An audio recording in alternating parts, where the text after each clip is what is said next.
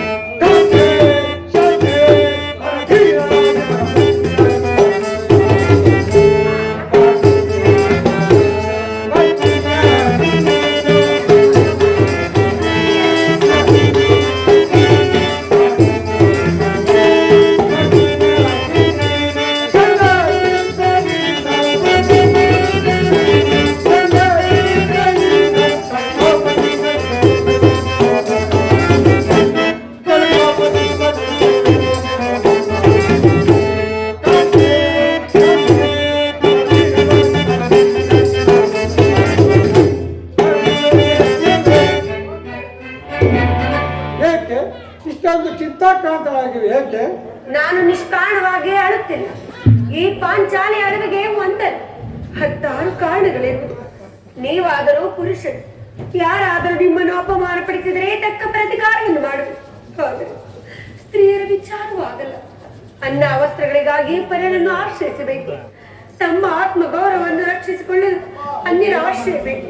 ಹೇ ದೇವ, ಇಂತಹ ಸ್ತ್ರೀ ಜಾತಿಯನ್ನು ಏತಕ್ಕಾಗಿ ಸೃಷ್ಟಿಸಿದೆ ದೇವ, ಏತಕ್ಕಾಗಿ? ಹೇಳಬೇಡ ಪಾಂಚಾಲಿ, ಹೇಳಬೇಡ. ಸ್ತ್ರೀಯ ಪರಾಧೀನತೆಯು ನಮ್ಮ ಸಮಾಜದ ದೇವ ಭಗವತ್ ಸ್ವರೂಪನಾದ ಋಷಿಗಳ ಆಜ್ಞೆ. ಕಟ್ಟಿಕೊಂಡ ಧರ್ಮಪತ್ನಿಯನ್ನು ಜೂಜಿನಲ್ಲಿ ಪಣವಾಗಿಡುವಂತೆ ಋಷಿಗಳು ಆಜ್ಞೆ ಮಾಡಿದರಲ್ಲವೇ? ಪತಿಗಳು ತಪಸ್ಸು ಮಾಡಿ ಪಡೆಯಬೇಕು ನಿಮ್ಮಂತಹ ಪತಿಗಳನ್ನು. ಅಣ್ಣನ ಒಂದು ದಿನದ ಅವಿವೇಕದಿಂದ ಈ ನಿಂದನೆಯು ನಮಗೆ ಸಾಯುವ ತನಕ ತಪ್ಪಿದ್ದೇನೆ. ಅಣ್ಣನ ಅಪರಾಧವನ್ನು ಕ್ಷಮಿಸುವಂತೆ ನಾನು ಎಷ್ಟೋ ಬಾರಿ ನಿನ್ನನ್ನು ಕೇಳಿಕೊಳ್ಳಲಿದ್ದೇನೆ. ಆದದ್ದು ಆಗಿ ಹೋಯಿತು, ಅದನ್ನು ಮರೆತು ಬಿಡು. ಈ ಇದರ ದುಃಖಿಸಲು ಕಾರಣವೇನು ನನಗೆ ತಿಳಿಸಬಾರದೆ? ಅದರಿಂದ ಪ್ರಯೋಜನವಾದ್ರೂ ಏನು? ನೀವೆಷ್ಟೇ ಆಗಲಿ ನಿಮ್ಮಣ್ಣನ ಆಜ್ಞಾಧಾರಕರಲ್ಲವೇ? ಅದು ಹಿಂದಿನ ಮಾತು. ಈಗ ನಾನು ಯಾರು ಆಜ್ಞಾಧಾರಕನಲ್ಲ. ಹಾಗಾದರೆ ತಿಳಿಸುವುದು. ಈ ದಿನ ನಾನು ದೇವಿಯ ದರ್ಶನಕ್ಕೆಂದು ಅಸ್ತಿನಾಂಬೆ ಮಂದಿರಕ್ಕೆ ಹೋಗಿದ್ದೆ. ಅಲ್ಲಿಗೆ ಆ ದುರ್ಯೋಧನ ಪತ್ನಿಯಾದ ಭಾನುಮತಿಯೂ ಸಹ ಬಂದಿದ್ದರು ಸ್ವಾಮಿ. ದ್ಯೂತನ ಸಂಧಿಗಾಗಿ 5 ಗ್ರಾಮಗಳನ್ನು ಬೇಡಲು ಹೊರಟಿರುವನು. ಇನ್ನೇನು ಇಷ್ಟರಲ್ಲಿಯೇ ಸಂಧಿ ಆಗುವುದು. ಈಗಲಾದರೂ ಏನಿಂದ ಬಿಚ್ಚಿದ ಕೇಶರಾಶಿಯನ್ನು ಕುಡಿಗಟ್ಟುವೆ ಅಷ್ಟೇ ಏನು ಅಪಹಾಸ್ಯ ಮಾಡಿ ನಿಲ್ಕಳು ಸ್ವಾಮಿ. ಏನು ಪುನಃ ದುರ್ಯೋಧನ ಸಂಧಿಯ ಪ್ರಯತ್ನ? ಯಾರು ಸಂಧಿಗೆ ಪ್ರಯತ್ನಿಸಿದವರು? ನಮ್ಮಣ್ಣನಾದ ಶ್ರೀಕೃಷ್ಣ ಪರಮಾತ್ಮನ ಗೋಪಿಕಾಂಗನೆಯ ವಿಲಾಸ ವಿಪ್ಲವದಲ್ಲಿ ಮಧ್ಯಾಹ್ನ ವಿಪತಿಯು ಯುದ್ಧವನ್ನು ಮರೆಯುವ ಸಹಜ. ಅರ್ಜುನನ ದ್ವಾರಕೆಯಿಂದ ಇಂಗಿಕವಾಗಲೇ ಹೀಗಾಗಬಹುದೆಂದು ನಾನು ಭಾವಿಸಿದ್ದೇನೆ. ಅದಿರಲಿ, ಈಗಿನ ದುಃಖಿಸಲು ಕಾರಣವೇನು?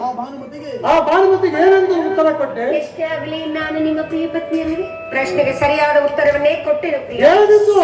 ಭಾನುಮತಿ, ನಿನ್ನ ಕಟ್ಟಿದ ಮುಡಿಯನ್ನು ಬಿಚ್ಚುವರೆಗೂ ಈ ನನ್ನ ಬಿಚ್ಚಿದ ಮುಡಿಯನ್ನು ಕಟ್ಟುವುದಿಲ್ಲವೇ? ಪಾಂಚಾಲಿ, ಭಲೆ ಚಮತ್ಕಾರ ಉತ್ತರನೇ ಕೊಟ್ಟಿರುವೆ. ನೀನು ನಮ್ಮ ಸಂಗಡ ಕದನ ಮಾಡುವುದರಲ್ಲೇ ಚತುರತೆಯನ್ನು ಮುಗಿಸಿದೆ ಎಂದು ನಾವು ಭಾವಿಸಿದ್ದೇವೆ. ಸ್ವಾಮಿ, ನೆನಪಿಗೆ ಹಿಂದೆ ಒಂದು ದಿನ ಈ ನನ್ನ ಬಿಚ್ಚಿದ ಕೇಶರಾಶಿಯನ್ನು ಕಂಡು ಗುರುಕುಲ ಅಂತಕ ರಾತ್ರಿ ಎಂದು ಸಂಬೋಧಿಸಿ ಇನ್ನು ಪುನಃ ನನ್ನ ಬಾಯಿಂದ ಪ್ರತಿಜ್ಞಾ ವಾಕ್ಯಗಳನ್ನು ಕೇಳಲು ಪಾಂಚಾಲಿ ಮಾಡಿದ ಪ್ರತಿಜ್ಞೆಯನ್ನು ಮರೆಯುವಂತ ಹೇಳಿದನಲ್ಲ.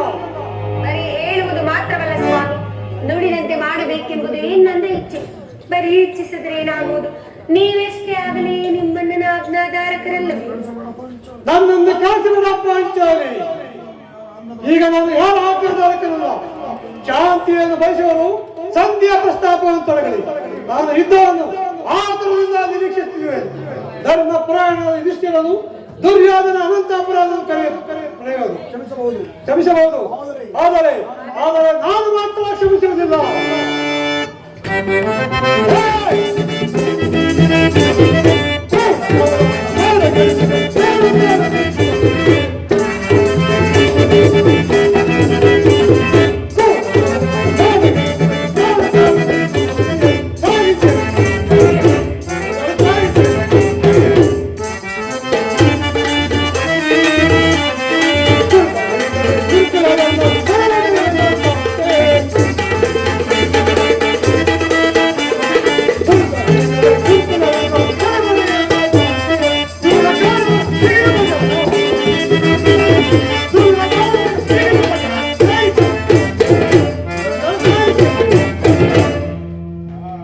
ನೋಡುವಣ್ಣ, ಭೀಮಸೇನನು ಸಂಧಿಯ ಪ್ರಸ್ತಾಪವನ್ನು ಕೇಳಿ ಕೆರಳಿದ ಸಿಂಹದಂತೆ ಗರ್ಜಿಸುವುದನ್ನು ಸಮಾಧಾನ ಪಡಿಸಲು ನೀವೇ ಹೊರತು ಮತ್ತಾರರು ಶಕ್ತರಲ್ಲ. ಪಾರ್ಥ, ಈ ಸಾರಿ ಅವನ ಕೋಪಕ್ಕೆ ದ್ರೌಪದಿಯ ಮೂಲ ಕಾರಣವೆಂದು ತೋರುವುದು. ಶ್ರೀಕೃಷ್ಣನು ಹೇಳುತ್ತಿದ್ದನು, ಜಗತ್ತಿನ ಸುಖ ದುಃಖಗಳಿಗೆ ಸ್ತ್ರೀಯರ ಮೂಲ ಕಾರಣವೆಂದು. ಸಹೋದರ ಭೀಮಸೇನ, ನನ್ನಲ್ಲಿ ಕೋಪವೇ ತಮ್ಮ? ಪಾಂಚಾಲಿ, ಸಮಾಚಾರವೇನು? ಅಣ್ಣನೇಕೆ ಸಿದ್ಧಾಗಿರುವುದು? ಅದಕ್ಕೆ ಈ ಬಿರುಕುದಲು ನಿಮ್ಮ ಪ್ರಶ್ನೆಗೆ ಉತ್ತರವನ್ನು ಕೊಡುವುದಿಲ್ಲವೇನು? ಅಗ್ರಜ, ಸಮಯಕ್ಕೆ ಸರಿಯಾಗಿ ಬಂದೆ. ನನಗೆ ಯಾರಲ್ಲಿಯೂ ಕೋಪವಿಲ್ಲ. ಅರ್ಜುನರ ಸಮ್ಮುಖದಲ್ಲಿ ನಿಮಗೊಂದು ವಿಷಯವನ್ನು ತಿಳಿಸಬೇಕಿದ್ದದು. ಅದನ್ನು ಈಗಲೇ ನಿಮ್ಮಿಬ್ಬರ ಸಮ್ಮುಖದಲ್ಲೇ ತಿಳಿಸುವೆನು. ಈ ಸಂದೇಶ ಪ್ರಸ್ತಾಪವು ನಿಮಗೆ ಉಚಿತವಾಗಿ ಕೊಡಬಹುದು. ಅರ್ಜುನನು ಅನುಮೋದಿಸಬಹುದು, ನಕುಲ ಸಹದೇವರು ಸುಮ್ಮನಿರಬಹುದು. ಆದರೆ ಈ ದಾಸ್ಯಾವೃತ್ತಿಯನ್ನು ಪಾಂಡವರ ಕಳಂಕವನ್ನೇ ಭಾವಿಸುವುದು. ದಲಿತರ ಭಿಕ್ಷುಕರಂತೆ ಕಂಡವರ ಮನೆಯ ಬಾಗಿಲಲ್ಲಿ ಸಂಧಿಯಾಚನೆ ಮಾಡಲು ಪಾಂಡವರಲ್ಲಿ ನಮ್ಮನ್ನು ಪೂರ್ಣವಾಗಿ ಪಡೆಯಲಿಲ್ಲ. ಈ ಅಪವಾದವು ನಿಮಗೆ ಸಹ್ಯವಾಗಿರುವುದು. ಆದರೆ ಒಂದು ಗಳಿಗೆಯ ನಾನು ಸಹಿಸಬೇಕಲ್ಲ. ಸಂಧಿಗಾಗಿ ನಿಮ್ಮ ಸಹಾಯವನ್ನಾಗಲಿ ಅರ್ಜುನ ಸಹಾಯವಾಗಲಿ ನಾನು ಅಪೇಕ್ಷಿಸುವುದಿಲ್ಲ. ನಾನು ಮತ್ತು ನನ್ನ ಕೈಗದೆ ಇವೆರಡ ಕೃತ್ಯಗಳನ್ನು ಸಮೂಲವಾಗಿ ನಾಶ ಮಾಡಲು ನೀವು ನಿಶ್ಚಿತವಾಗಿ ಸಂಧಿಯ ಪ್ರಸ್ತಾವ ಮಾಡ್ತೀರಿ. ನನಗೆ ತೋರಿದ್ದನ್ನು ನಾನು ಮಾಡಿದ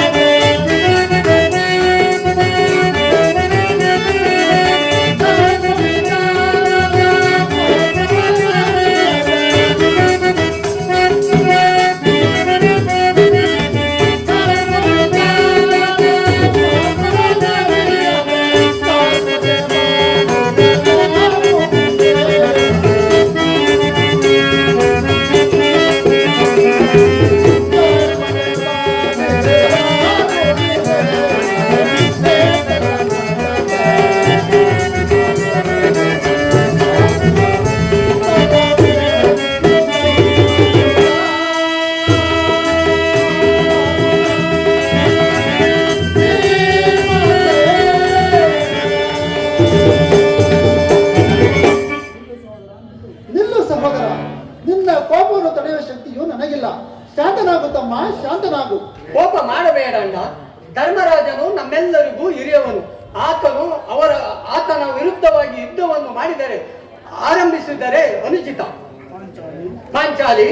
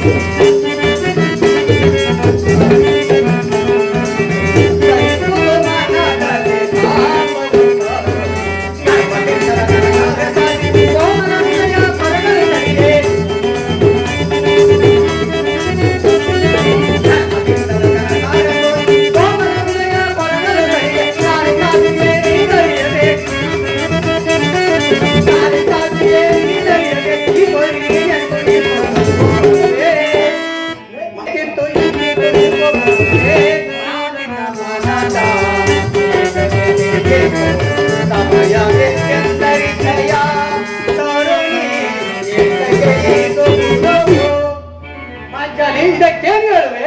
ಧರ್ಮ ಧರ್ಮ ಎಂದು ಹಂಬಲಿಸುತ್ತ ಕ್ಷತ್ರಿಯರ ಧರ್ಮವೇನೆಂಬುದನ್ನು ಮರೆತಿರುವುದು ನಿಮಗೆ ಉಚಿತವಲ್ಲವೇ? ಪಾಂಚಾಲಿ, ಯುದ್ಧದಂತೆ ಶಾಂತಿ ರಕ್ಷಣೆಯು ಕ್ಷತ್ರಿಯ ಕರ್ತವ್ಯವಲ್ಲವೇ ಪಾಂಚಾಲಿ? ಯುದ್ಧವು ಎಂತಹ ಘೋರ ಕರ್ಮವೆಂದು ನೀನು ತಿಳಿದಿಲ್ಲ. ನಮ್ಮ ಮಗಳ ಅಭಿಮಾನಕ್ಕೆ ವಶರಾಗಿ ಮುಂದೆ ಯುದ್ಧವನ್ನು ಪ್ರಾರಂಭಿಸಿದರೆ ಮುಂದೆ ನಮ್ಮ ವಿಚಾರಕ್ಕಾಗಿ ನಾವೇ ದುಃಖಿಸಬಹುದು. ಅದಕ್ಕಾಗಿ ನಾನು ಎದರಿ ಸಂಧಿಗಾಗಿ ಸರ್ವ ಪ್ರಯತ್ನವನ್ನು ಮಾಡುತ್ತಿರುವೆನು. ರಾಜೇಂದ್ರ, ದೌಮ್ಯರನ್ನು ಸಂಧಿಗಾಗಿ ಕಳಿಸಲು ಮದುವೆ ಔತಣವಲ್ಲ ಎಂದು ಹೇಳಿ ಕಳಿಸಿ. ಅದರ ಪರಿಜ್ಞಾನವು ನಿಮಗೆ ಇಲ್ಲದೆ ಹೋಯಿತೆ. ಪುನಃ ನಮ್ಮಣ್ಣನಾದ ಶ್ರೀಕೃಷ್ಣ ಪರಮಾತ್ಮನನ್ನು ಸಂಧಿಗಾಗಿ ಕಳಿಸಿದ್ರಲ್ಲ ಎಂಬ ಚಿಂತೆ ಆಗುತ್ತದೆ. ಇದೇನಿದು ಕೋಲಾಹಲ?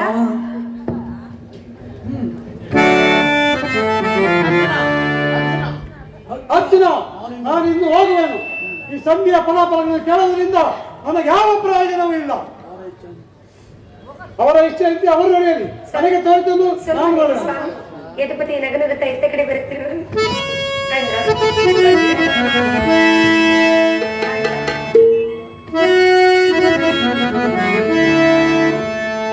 ಅಣ್ಣ, ಶೌರಿ ಗಿರಿಧಾರಿ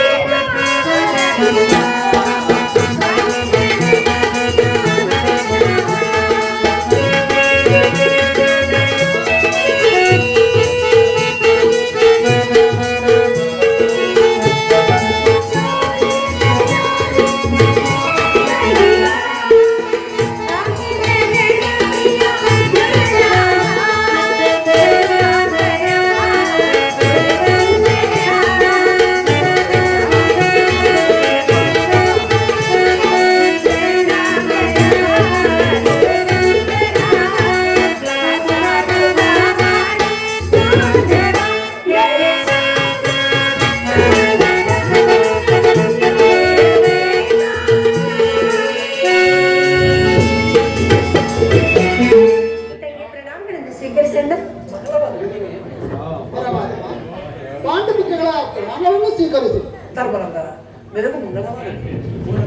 ಪರಮಾತ್ಮ, ಹೋದ ಕಾರ್ಯವೇನಾಯಿತು? ಹೋದವ್ಯಾರು ಕೃಷ್ಣನಲ್ಲದೆ ಅಂದರೆ ಎಲ್ಲವೂ ಸಮರ್ಪಕವಾಗಿ ನಡೆಯುತ್ತದೆ. ಸಂಧಿ ವಿಚಾರವು ನಡೆಯುತ್ತೆ. ಪಾಂಚಾಲಿ, ನಾನು ಇನ್ನು ಹೋಗುವೆನು. ಈ ಸಂಧಿಯ ಫಲಾಫಲ ಕೇಳೋದ್ರಿಂದ ನನಗೆ ಯಾವ ಪ್ರಯೋಜನವಿಲ್ಲ. ಸ್ವಲ್ಪ ನಿಲ್ಲಿ ಸ್ವಾಮಿ. ನಮ್ಮಣ್ಣನ ಮಾತುಗಳೆಲ್ಲ ಮುಗಿದ ನಂತರ ಇಷ್ಟದಂತೆ ನೀವು ನಡೆದುಕೊಳ್ಳುವಂತೆ. ನಿಮ್ಮಣ್ಣನ ಮಾತು ಮುಗಿಯುವುದರಲ್ಲಿ ನನ್ನ ತಾಳ್ಮೆಯ ಮುಗಿದು ಹೋಗುವುದು. ಪರಮಾತ್ಮ, ಸಭೆಯಲ್ಲಿ ಏನೇನು ನಡೆಯಿತು? ನಾನು ನಿರೀಕ್ಷಿಸಿದಂತೆ ನಡೆಯಿತು. ನಾನಿನ್ನು ತಳಲಾರದೆ ಪುಣ್ಯಪತಿ. ಈ ನಿನ್ನ ಸಮಸ್ಯೆಯ ಮಾತುಗಳು ಬೇಡ. ಅಗ್ರಜನ ಅಪೇಕ್ಷೆಯಂತೆ 5 ಗ್ರಾಮಗಳಿಗೆ ಸಂಧಿ ಆಯ್ತೆ. ನಾನು ಹೋಗಿದ್ದು ಅದಕ್ಕಲ್ಲವೇ? ಅರ್ಜುನ, ಕೃಷ್ಣ, ಸುಮ್ಮನೆ ನನ್ನನ್ನು ಕಾಣಬೇಡ. ಈಗ ತಿಳಿಯಿತು ನಿನ್ನ ಅಭಿಮತ. ಅಜ್ಞಾತವಾಸದಲ್ಲಿ ಅರ್ಜುನನ್ನು ಬಳೆ ತಟ್ಟದ್ದು. ಈಗ ಈ ಸಂಧಿಯ ನೆಪದಲ್ಲಿ ನಮ್ಮ ಮೈಯವರಿಗೂ ಸೇನಾ ನಿಲ್ಲಿಸಲು ಅಪೇಕ್ಷಿಸಿ ಪಾಂಡು ಪುತ್ರರ ಮೇಲೆ ನಿನಗೆ ಯಾಕೆ ಇಷ್ಟೊಂದು ಆಕ್ರೋಶ? ನಿನಗೆ ಇಷ್ಟೊಂದು ಅಸಹನೆ ಏಕೆ? ಸಾವಧಾನದಿಂದ ಕುಳಿತು ನನ್ನ ಮಾತನ್ನು ಕೇಳಿ ಎಂದು ಹೇಳಿದರೆ ಸ್ವಾಮಿವರ ಶಿವನಾದ ಸಂಧಾನ ನೋಡಿದ್ರೆ ಈ ಪ್ರಚಂಡ ಭೀಮನಿಗೆ ಎಂತಹ ಸಂಬಂಧ ಇರುವುದು ಅತ್ಯಂತ ನಿಕಟವಾದ ಸಂಬಂಧ ಇರುವುದು. ಆ ದುರ್ಯೋಧನನು ನಿನಗೆ ಕೃಷ್ಣ ಮುಂದೆ ಏನಾಯಿತು? ರಾಯಸಭೆಯಲ್ಲಿ ನೀವು ಕಳಿಸಿದ ಸಂದೇಶವನ್ನು ಮಂಡಿಸಿದೆ. ಎಲ್ಲರೂ ಒಪ್ಪಿದರು.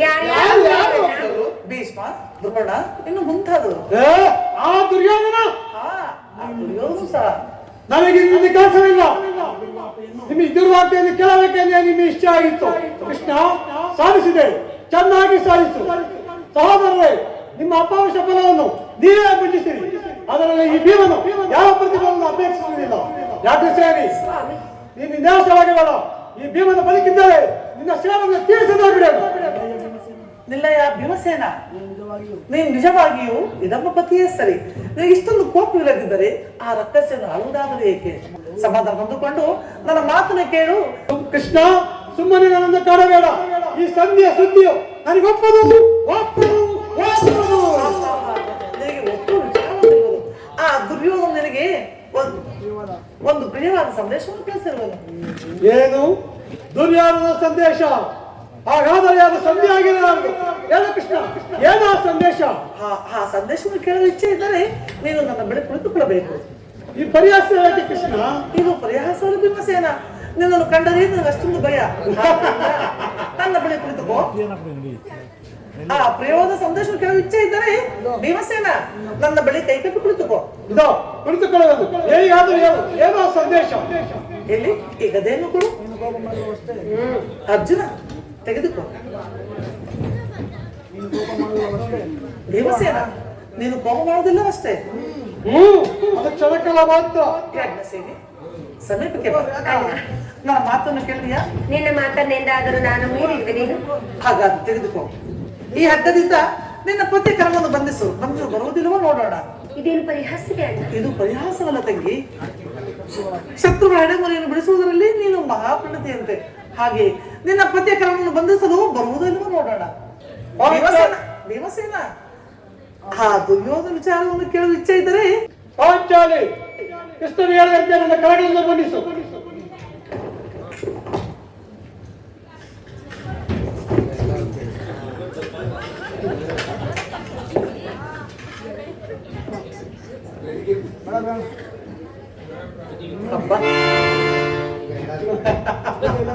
ಹೀಗೆಲ್ಲರೂ ಕೇಳಿದ್ರು. ಭೀಮಸೇನನ್ನು ಬಂಧಿಸಲು ಅಗ್ಗದಿಂದ ರಾಜ್ಯಸಭೆಯಲ್ಲಿ ನನ್ನ ಅಂಗಾಂಗಗಳನ್ನು ಬಂಧಿಸಲು ಯಾರು ಈ ಕಾರ್ಯವನ್ನು ಮಾಡಿದ್ರಣ್ಣ? ಇನ್ಯಾರು? ಆ ದುರ್ಯೋಧನ. ಏನು ಹೇಳಿದೆ ಕೃಷ್ಣ? ನಿನ್ನನ್ನು ಈ ಆಟದಿಂದ ಬಂಧಿಸಲು ಪ್ರಯತ್ನಿಸಿಬಿಟ್ಟರೆ ಯಾರೋ ದುರಾತ್ಮರು. ಇನ್ಯಾರು?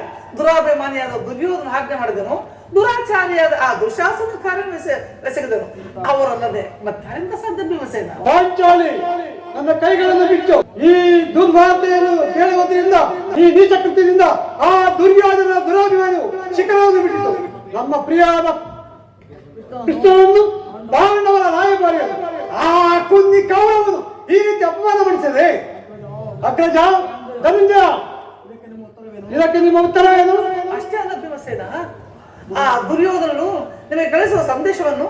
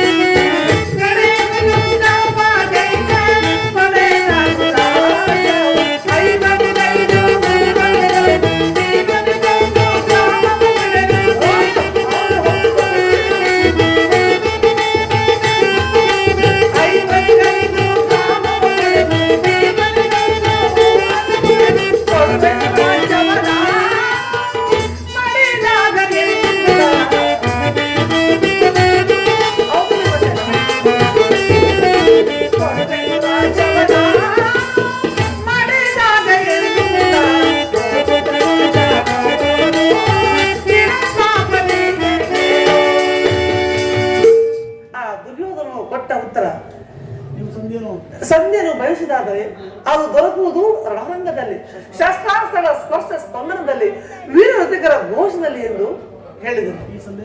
ಈ ಸಂದೇಶಕ್ಕೆ ಉಳಿದಿರುವುದು ಯುದ್ಧ. ಒಂದೇ ಉತ್ತರ, ಅದು ಯುದ್ಧ. ನನ್ನ ಪ್ರಯತ್ನಗಳು ವಿಫಲವಾಗಿ ಮುಂದೆ ಬಂದು ನಿಂತಿರುವುದು ಯುದ್ಧ. ಕೃಷ್ಣ, ನೀನೇ ತಿಳಿದಿರುವೆ ನಾನು ಯುದ್ಧವನ್ನು ಅಪೇಕ್ಷೆ ಪಟ್ಟವನಿಲ್ಲವೆಂದು. ಸಂಧಿಗಾಗಿ ಸರ್ವ ಪ್ರಯತ್ನವನ್ನು ಮಾಡುತ್ತಿರುವೆನು. ಪಾಂಚಾಲಿ ನನ್ನ ಕೈಗಳನ್ನು ಬಿಚ್ಚು. ಅಗ್ರಜ ಧನಂಜಯ, ನೀವಾದರೂ ಬಿಚ್ಚಿ. ಏನು ಯಾರು ಬಿಚ್ಚುವುದಿಲ್ಲ? ಬೇಡ, ನಾನೇ ಬಿಚ್ಚಿಕೊಳ್ಳುವೆನು.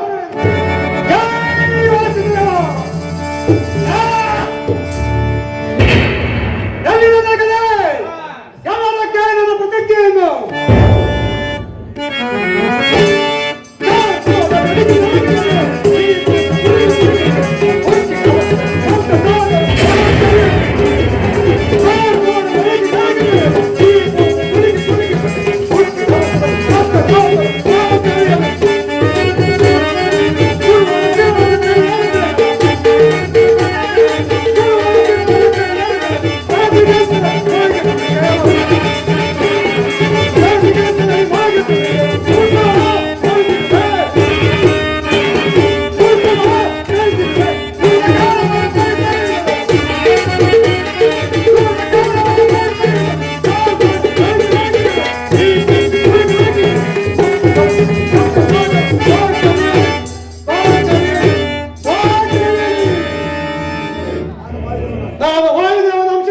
ಹೇಳಿದ್ದು ನಿಜವಾಗಿದ್ದರೆ, ವೀರಮಾತೆ ಕುಂತಿದ್ದೇವೆ ಸ್ತನಪಾನ ಮಾಡಿ ಸತ್ಯವಾಗಿದ್ದರೆ, ನಾಳೆ ನಡೆಯುವ ಕುರುಕ್ಷೇತ್ರ ಯುದ್ಧದಲ್ಲಿ ಕೌರವರ 99 ಮಂದಿ ಸಹೋದರರನ್ನು ಸಮೂಲವಾಗಿ ನಾಶ ಮಾಡಿ ಆ ದುರುಳ ದುಶ್ಯಾಸನ ವಕ್ಷಸ್ಥಳವನ್ನು ಬಗೆದು ಆತನ ಗುಂಡಿಗೆ ಬಿಸಿ ರಕ್ತದಿಂದ ಪಾಂಚಾಲ ಬಿಡಿಯುವುದು ನಂತರ ಆ ಧರ್ಮದ ದುರ್ಯೋಧನ ತಲೆಯನ್ನು ಈ ನನ್ನ ಕದರಿನಿಂದ ಮುರಿದು ಆತನ ರಾಜ ಕಿರೀಟವನ್ನು ನನ್ನ ಹೆಳಗಾಲಿಯಿಂದ ವಾಚು ಪುಡಿ ಮಾಡದೆ ಹೋದರೆ ನನಗೆ ಅತಿ ಭಯಂಕರವಾದ ನರಕವೇ ಪ್ರಾಪ್ತಿಯಾಗದೆ. ಕೃಷ್ಣ, ಇದಕ್ಕೆ ನಿನ್ನ ಪಾಲನೆಯ ಸಾಕ್ಷಿ.